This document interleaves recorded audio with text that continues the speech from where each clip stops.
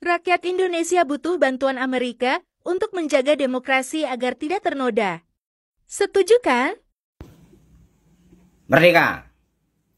Open letter to the President of the United States, Joe Biden, the General Chair of the Indonesian Critical Community, KKI, asked for help from America to protect Indonesian democracy from the destroyer of democracy, namely Presiden Jokowi.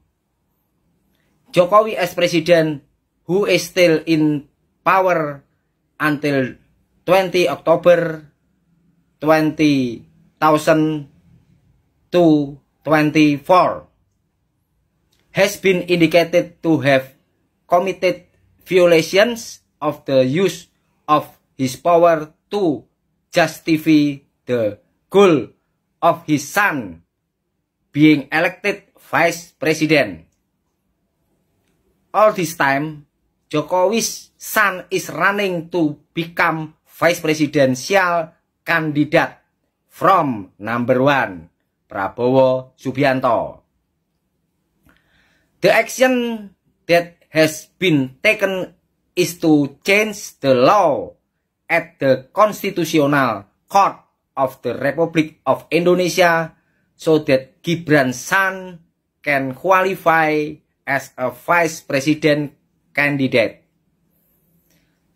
Then there were also acts of violation of democracy by using the national police, regional head, and village heads to help campaign candidate number 1 Prabowo Gibran.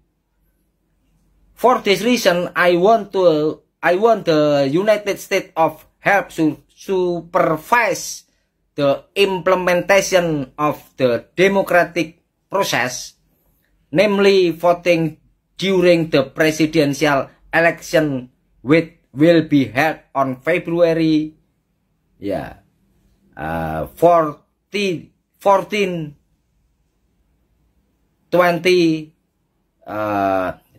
2024. And because of that, the presidential candidate Pair Prabowo Subianto and Vice President Gibran Rakabuming with number 1 failed to achieve their goals or loss in the presidential election